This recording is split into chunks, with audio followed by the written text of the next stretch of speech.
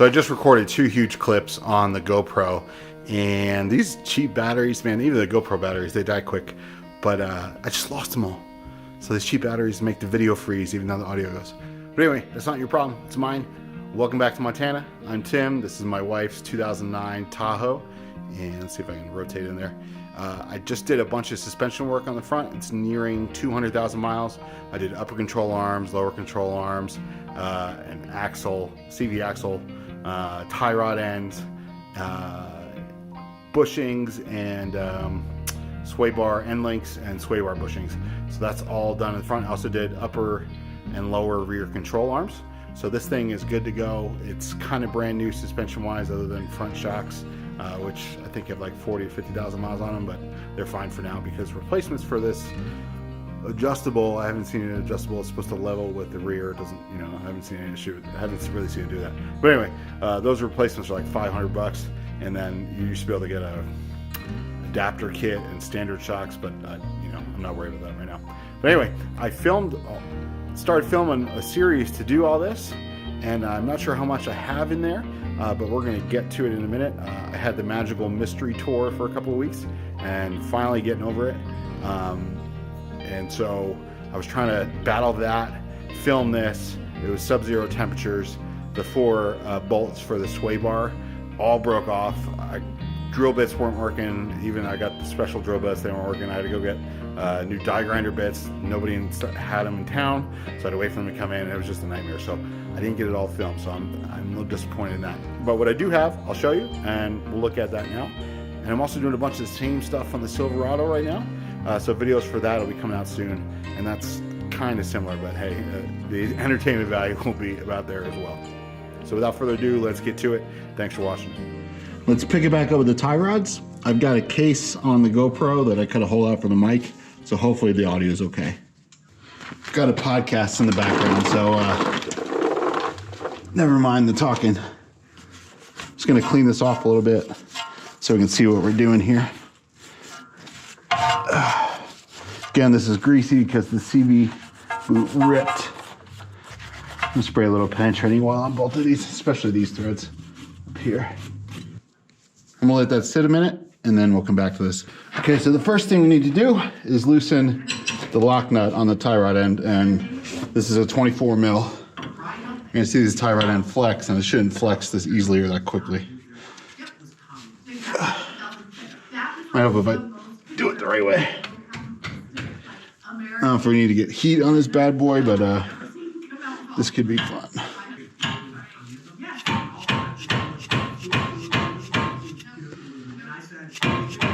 I'm gonna get some heat on this.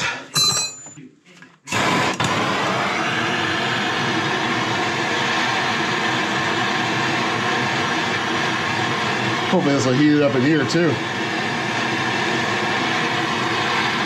This is rusted. Woo!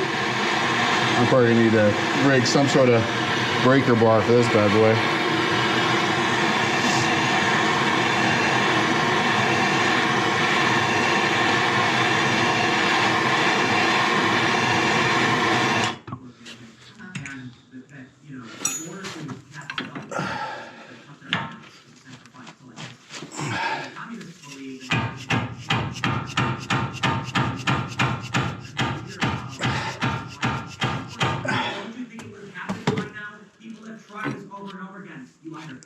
Those threads are gunked. Like, those threads are like not even existent. I don't know if I'll even be able to spin it off.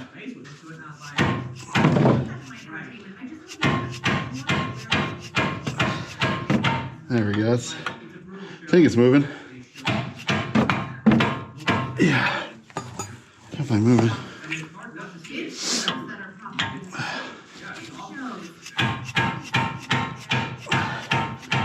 No, it's not. I'm delusional. Am I delusional? No, it's moving. Now, this is 10 mil down here and 21 up here. It's not a castle nut stock. Let's see.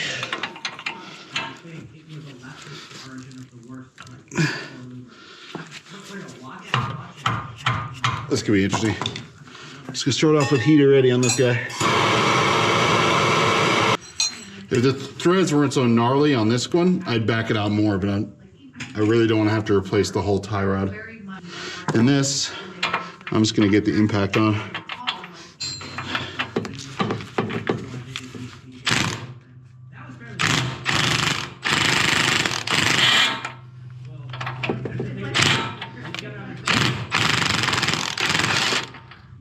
All right.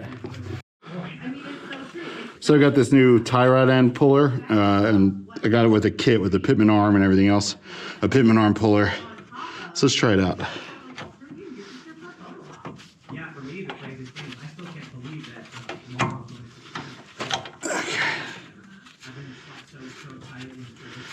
It'd be nice if I get a power tool under there.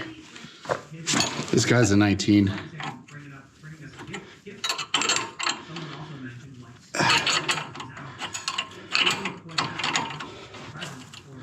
Don't really need the jack under it, but I'm just trying to get a more level playing field here. Yeah, I think so. He can just force the next guy. Florida man. I mean, what do we want to make There we go. That was actually pretty nice. A lot better than beating on it. All right, so we're gonna get this out. I don't know if I can pull this end off. That's going to be truly interesting here. Let's clean this up while we're here.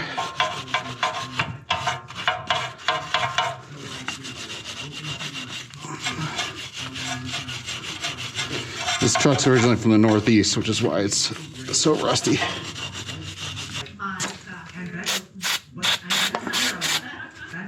I think this bad boy is supposed to be a 22, but my 22 is in the trailer, and that's not 22 LR, my 22 wrench. So I just got this adjustable wrench on it. Let's see. This is gonna go. Oh, it's coming. That's gonna be worked out. I'm gonna have to move you guys. This is so tight. I think if you didn't have all this rust, you wouldn't be having as much fun as I'm having right now.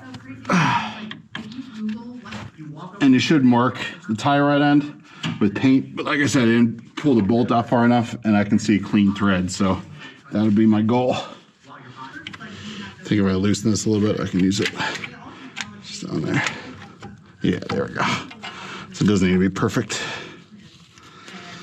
Famous last words. I wonder how long the threads are on this.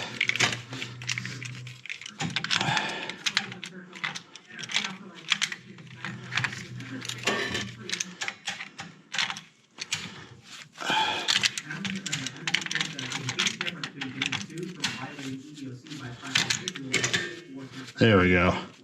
Whew. Finally. All right, you always want to compare the parts. New one's definitely thicker. These are definitely cheapo boys.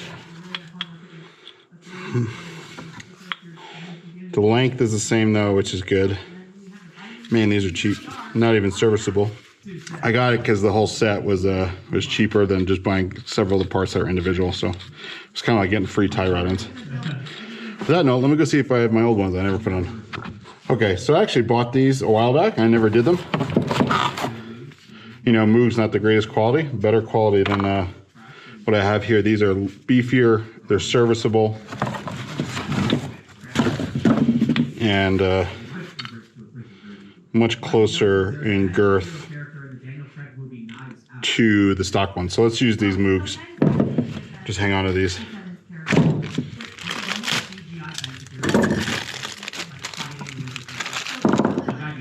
Alright, so got the Zerk fitting. Okay, so I don't know if you can hear me over the podcast, but I had these Moogs laying around, and I'm gonna go with them. They're much closer to the OEM, and they're serviceable with a Zerk fitting. And they're pre-greased, it looks like. So I'm gonna get the fitting on here.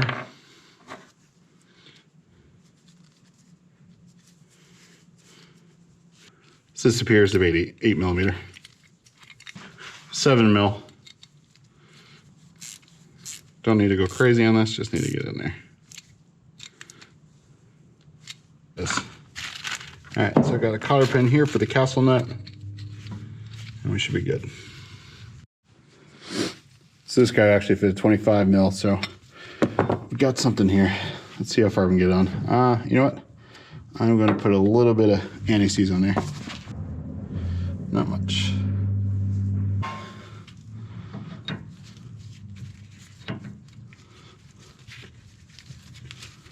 There we go. Oh, this one's going on much nicer. I think even without the anti-seize, it's going on great. All right, so let's see. Try and get it back to that old rust mark. Can count turns too. I think one solid turn might be good.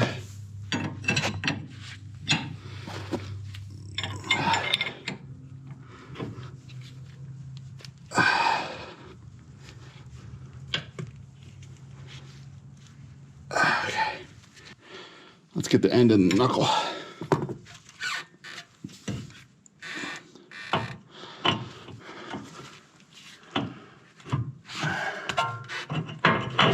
There we go. Much nicer.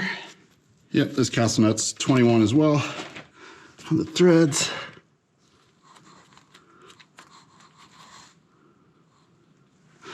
Not gonna do too much.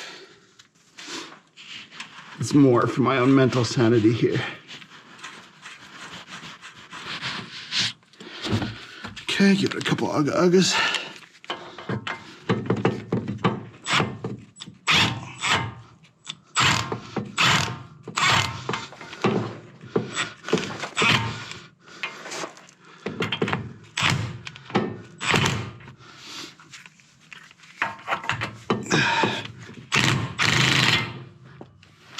Probably good.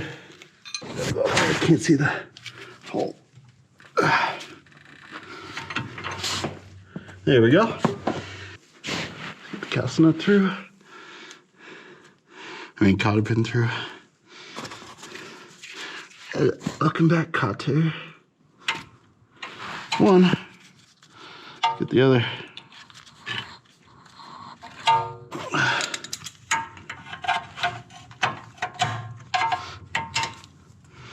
All right, she's on there.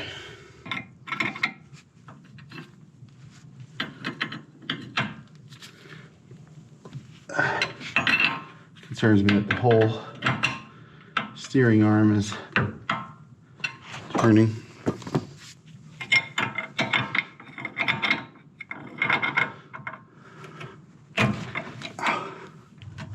It's pretty close. I'm sure when I go to do the alignment, they'll get it perfect. These seem to be pre-greased, but I'm gonna check on that. If yours is serviceable, check on yours. But that's how you change the tie rod end. I'd like to do the lower control arm next, but because I need to take the CV axle out to access it and pull it out of the knuckle, I'm gonna wait and do that. Instead, let's do the end bar links, which are easy to do. Because these carry weight of the vehicle from left to right when it's on the ground, I've actually, you can see it's got a little play in there. I've got it jacked up on, I've got the knuckle jacked up to take some of that tension off, and hopefully it'll be all right with the other wheel off the ground. I'm gonna take off these nuts up here. So these have got a 13 on the top and a 15 on the bottom, and you gotta hold it or it's gonna spin.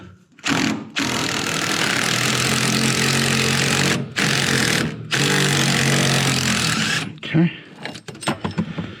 These guys are super easy. These guys are super easy. It's literally just a big bolt with some bushings. Really not gonna do much. It's not that kind of a mating surface, but it's just nicer to work in something a little bit cleaner. I live on a dirt road, so there's no staying clean. Now I've got this off. If you're just replacing the end links, you can go ahead and replace the end link now, but I'm gonna go ahead and take off the cover and get that bushing out as well.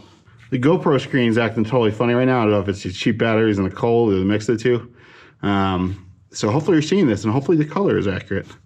It's just the display. So got this on, and you can see you got the bushings between the metal. You got the sleeve in the middle. And I put the bolt on the bottom this time, or the nut on the bottom this time. Yeah, I don't want to hit the control arm. I don't know that it would, but let's go with that.